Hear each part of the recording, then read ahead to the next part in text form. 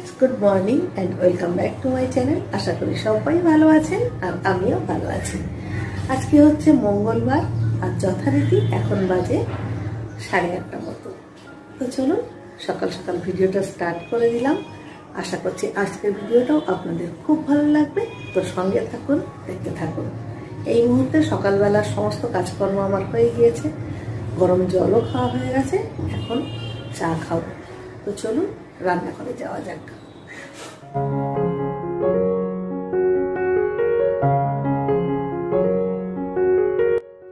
মাঝে প্রায় অনেকটা সময় কেটে গেছে। ইতিমধ্যে আমার সকালবেলার সমস্ত রান্নাবান্না কমপ্লিট করে ফেলেছি। আমার হাজব্যান্ড অফিসেও চলে গেছে, ইভেন আমার ব্রেকফাস্টও করা হয়ে গেছে। এখন জামা কাপড় পরে রেডি হয়ে নিয়েছি, এখন যাব একটু বাজারে। প্রথমত আজকে মঙ্গলবার, আমার মা তারার জন্য একটা জবার মালা কিনতে যাব আর কিছু শাকসবজি কিনতে যাব। মানে শাকসবজি ঠিক নয়, মানে শসা, গাজর, ক্যাপসিকাম, মানে আমার যেহেতু এখন ডায়েটিং চলছে তো স্যালাডের জন্য বেশ কিছু জিনিস তো লাগে এক্সট্রা, তো সেইগুলোই আনতে যাব।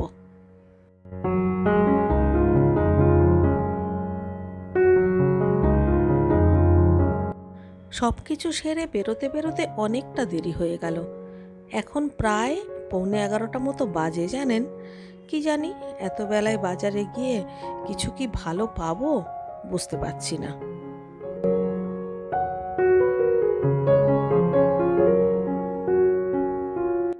বাজারে এসে দেখলাম যা ভেবেছিলাম ঠিক তাই। দেখুন বাজারের অবস্থা দেখুন, সবজির দোকান পুরো ফাঁকা। এর মধ্যে থেকেই বেছে বুঝে আমার যেটুকু প্রয়োজন সেটুকু নিয়েই বাড়ি চলে এলাম। আর বাড়িতে এসেই সোজা চলে এলাম রান্নাঘরে, কারণ দুপুরে রান্না করতে হবে। এগুলো হচ্ছে চাল কুমড়ো, একটা গোটা চাল কুমড়োকে কুড়িয়ে নিয়েছি, আর এর সঙ্গে দেওয়ার জন্য আধখানা আলুর টুকরো আর কয়েকটা চিংড়ি মাছ রয়েছে। আজকে আমি চাল কুমড়োর ঘন্ট করব, তবে সেটা চিংড়ি মাছ দিয়ে।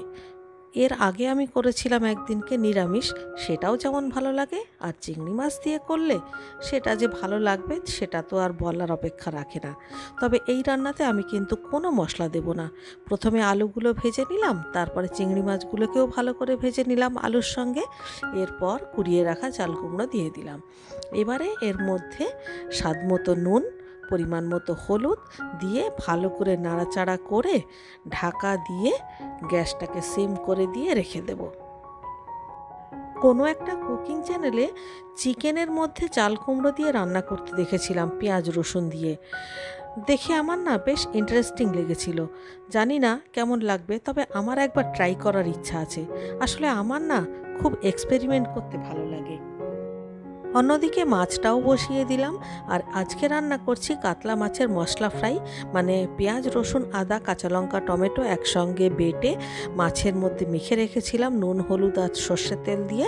সেগুলোকে এবার ফ্রাই প্যানের মধ্যে দিয়ে দিলাম এবং গ্যাস সিম করে ঢাকা দিয়ে দেব। এক পিঠ হয়ে গেলে আবার উল্টে দেব। রান্নাঘরের বাড়তি কাজগুলোকে রান্নার হাতে হাতেই আমি সেরে নিই।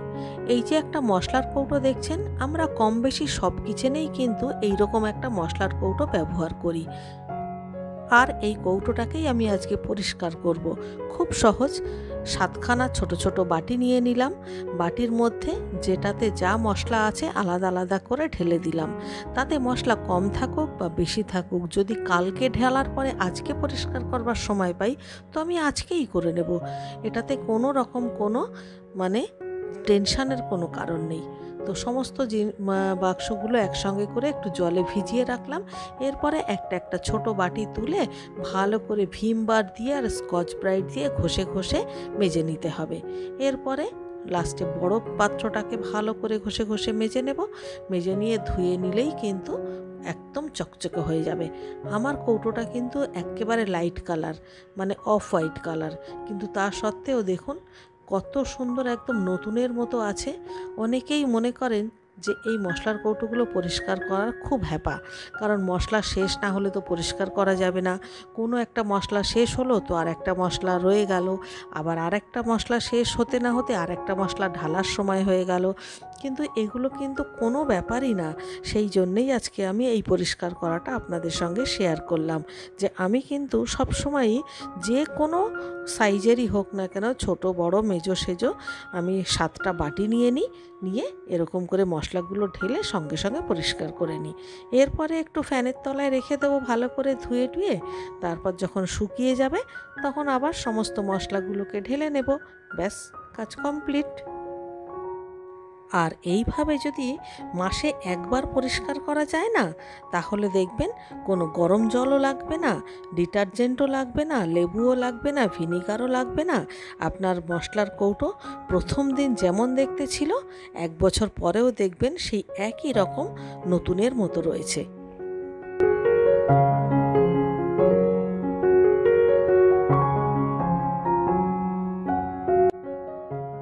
মশলার কৌটো পরিষ্কার করতে করতে আমার রান্নাগুলোও প্রায় হয়ে আসছে।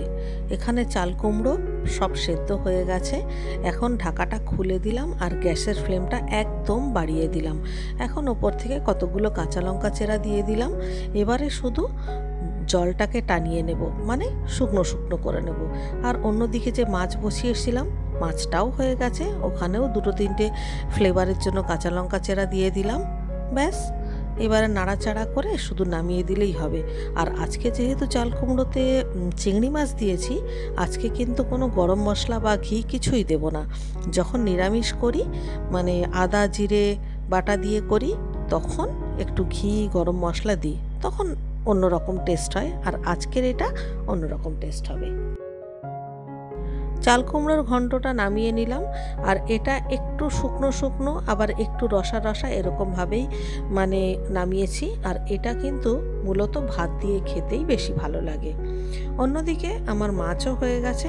মাছটা পুরো দেখে মনে হচ্ছে যেন গ্রিল করেছি, নাকি তন্দুরি করেছি, নাকি মশলা ফ্রাই, বুঝতে পারছি না, কিন্তু দেখতে ভারী চমৎকার হয়েছে আর খেতেও খুব সুন্দর হয়েছিল।